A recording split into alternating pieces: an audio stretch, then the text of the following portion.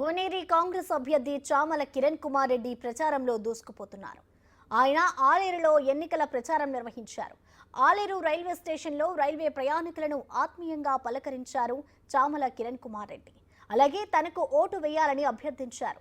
ఆలేరులో చిరు వ్యాపారులు, రైల్వే కార్మికులు కూడా హస్తం గుర్తుపై ఓటేసి గెలిపించాలని కోరారు. మరోవైపు జంగాల కాలనీ, బీసీ కాలనీతో పాటు ఇతర కాలనీలోనూ ఇంటింటి ప్రచారం నిర్వహించారు.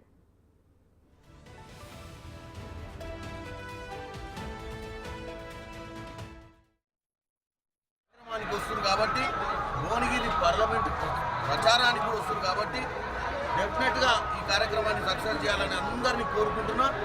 అలాగే మొన్న ఎట్లయితే మా కార్యకర్తలు మా బూత్లో పనిచేసినటువంటి కాంగ్రెస్ కార్యకర్తలు ఎలాగైతే బీర్లాయిలను ఆలేరు నియోజకవర్గంలో బ్రహ్మాండమైన మెజార్టీతో గెలిపించిందో, నన్ను చామల కిరణ్ కుమార్ రెడ్డిని కూడా పార్లమెంటుకు ఈరోజు నేను నిలబడినటువంటి పరిస్థితి ఉంది. కాబట్టి నన్ను కూడా కాంగ్రెస్ పార్టీ చేతి గుర్తుకు ఓటేసి పార్లమెంట్ అభ్యర్థిగా గెలిపించాలని ప్రజల మధ్యనకి వెళ్ళి బీఆర్ఎస్ పార్టీ వైఫల్యాల మీద ఎలాగైతే మాట్లాడిరో, బీజేపీ పార్టీ వైఫల్యాలు కూడా 10 సంవత్సరాల నుంచి ముచ్చట తప్ప పని కాలేదు. కాబట్టి బీజేపీ చేసినటువంటి వైఫల్యాల మీద కూడా ప్రజల మధ్యన తీసుకెళ్లి చైతన్యవంతులు చేయాలి.